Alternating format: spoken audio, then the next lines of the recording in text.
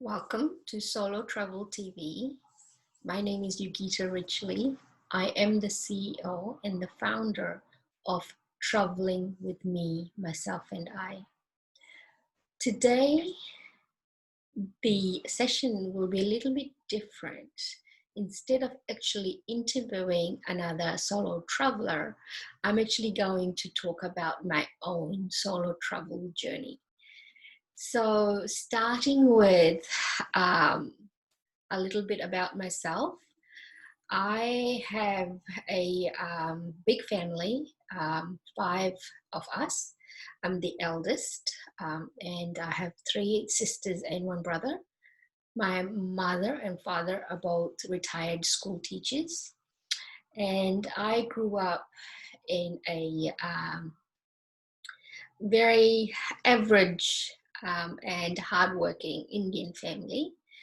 And the main thing that drove me ever since I was a very young child was curiosity to explore, so to speak.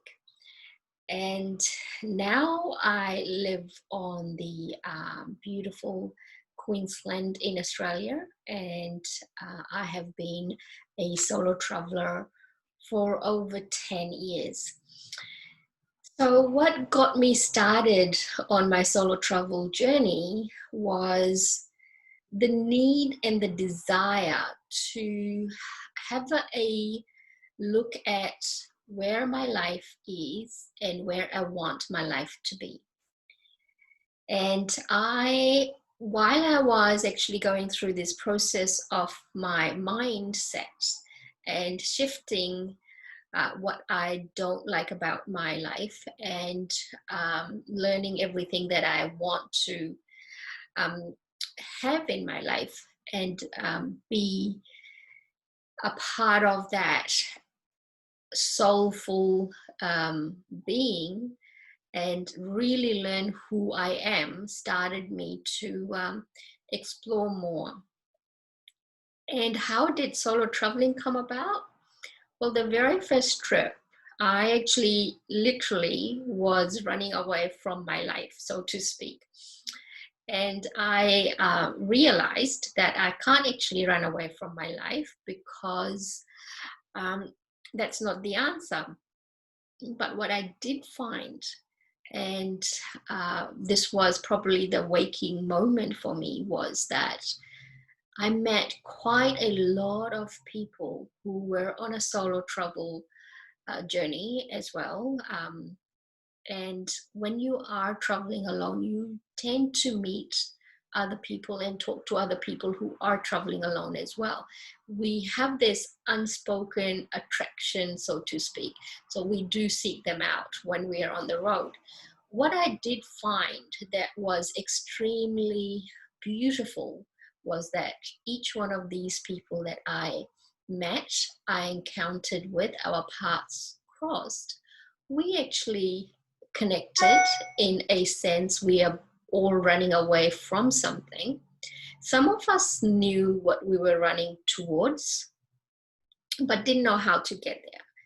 And most of us didn't even know what we were running away from or running towards, so to speak.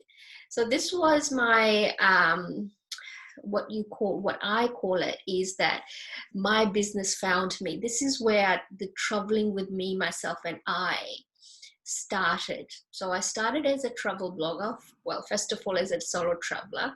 Then I started travel blogging my journey, my highs and lows and so forth. And I started to get a lot of people asking me questions about how they are so fearful of traveling alone, how they would like to travel alone but are very reluctant or scared, and so forth and so forth. So that's where the business started from. The core of this business is all about really empowering women and empowering them with all these tools and insights and information on how they can travel safe, travel smart, and travel solo. So one of the questions that I get asked a lot is, what is one place that I have been, or one thing that I have done that has changed me as a person? To be totally honest, everywhere I go, everyone I meet, I learn something from them. It wasn't the case at the beginning, because at the beginning my mindset was, I am just traveling to see things. And as a tourist, we all do this. We just want to tick off all this beautiful list that we create, that we have actually have to see. You know, Eiffel Tower was one of them, Taj Mahal was one of them. And these were lists that I wrote when I was, I think, 15, 16. I had a long list of things I must see, I must see, I must see. And I started the journey in that mindset. And very soon, I actually realized, when I am on the road and meeting these different people, and you know, having conversations with the locals, and finding myself lost in places that you know, at first I was really panicking that I'm lost now, you know, the life has ended, how am I going to ever get back? Then I started to really enjoy the fact that I am lost.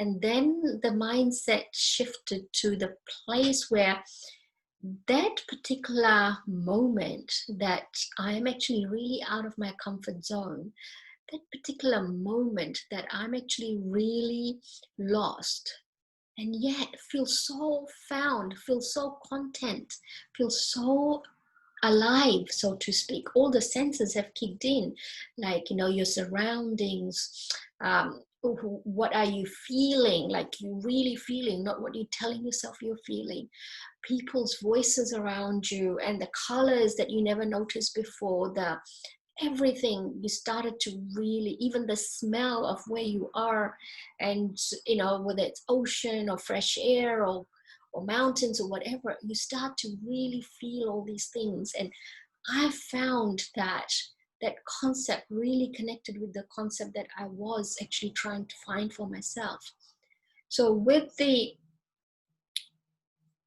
biggest thing that I have learned, or thing that changed me as a person and that has stayed with me forever, is the fact that traveling solo got me out of my comfort zone to really connect within. And I started to do that by really connecting within, and then being able to really connect with people I meet and people I cross paths with. It's not just someone that is either serving me, or I am either you know, just using them for company. It was all on intent. I was making my each plan for the day with intention. So I am not just, you know, going with the flow. So I was going with the flow. It's hard to really explain if you can get the gist of it. The intention was really strong. So everything that was going with the flow was attracting what I really wanted and desired for myself.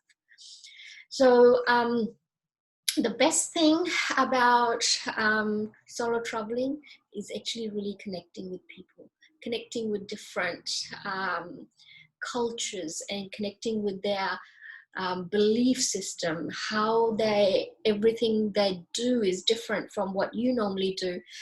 Having an open mind and open heart to embrace things exactly the way it is.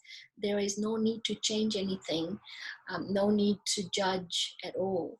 And that was literally changing me as a person in my everyday life, as part of my you know, soul self-discovery journey as well. So the next question I also get asked, or another question that I also get asked, is my favorite place. And this is the hard one, because I have been to many countries, and each country has a very special place in my heart. The one of them that I really connected with very deeply was India. Obviously, my roots are from India. I wasn't born in India, but I look Indian. I love Indian food. I love the culture. I love the beauty of people. I love the shyness they have. I love the um, also, the aim to please, or not even that, embracing people for who they are. And I mean, not every Indian is beautiful. I know that not every human is beautiful. There are lots of good and bad in every country, in every culture, in every place. But I just really connected with this for a very, very spiritual reason. The other place I really connected with was actually France.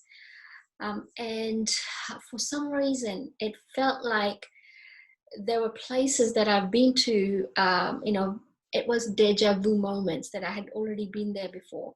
But I'd never, this was like my very first trip to France. I mean, I've been to France many times after that, but this was a very special reason for me to connect with it. Like for some whatever way I was there before. The other place that I truly, truly, truly love is New Zealand. How when you say, you have children, you have 2 or 3 or 5, whatever amount of children. The first one, you have all the rules and regulations on it, and the second one and all that. It's like New Zealand is the youngest child. It's free, it's beautiful, it's natural, it's not guarded by so many different rules and regulations and conditions, so to speak, not yet anywhere. But I love New Zealand. I it is home for me. I have always had a special connection with New Zealand. I admire the beauty of New Zealand. I admire the cultural, how it has embraced every culture. And of course, like any country, there's highs and lows of people and people's perception. But that's one of the countries that are very, very close to my heart. So saying that, I have to admit, I love every country I have been to, and every experience that I have been, even the bad ones, because that is where we learn and we grow. If everything was perfect, we will never learn anything and we'll never grow. So that's what solo traveling is all about for me.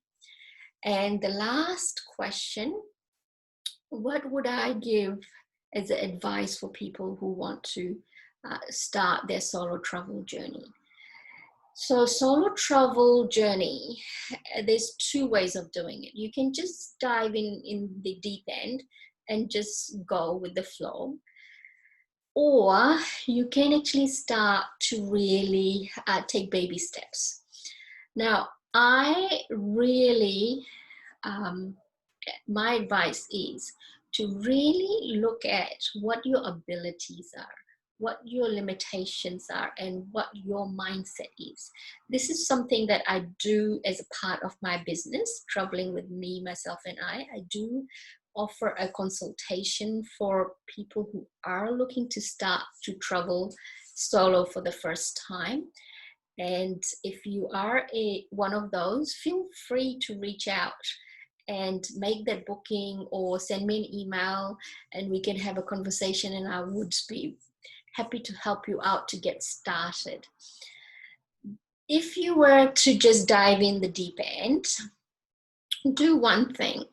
At least get yourself a copy of an ebook that has got all the details on how to start and all the information on things that you have to have, for example, travel insurance, current passport and validation on your passport, visas, vaccinations, what to pack and how to pack.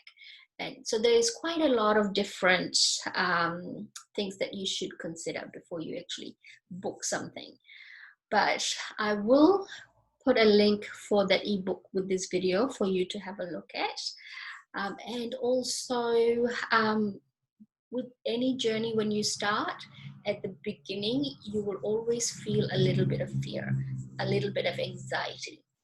And the best way to actually deal with these anxieties and fear is to actually really empower yourself with the right information, the right tools, the right um, organization, so to speak.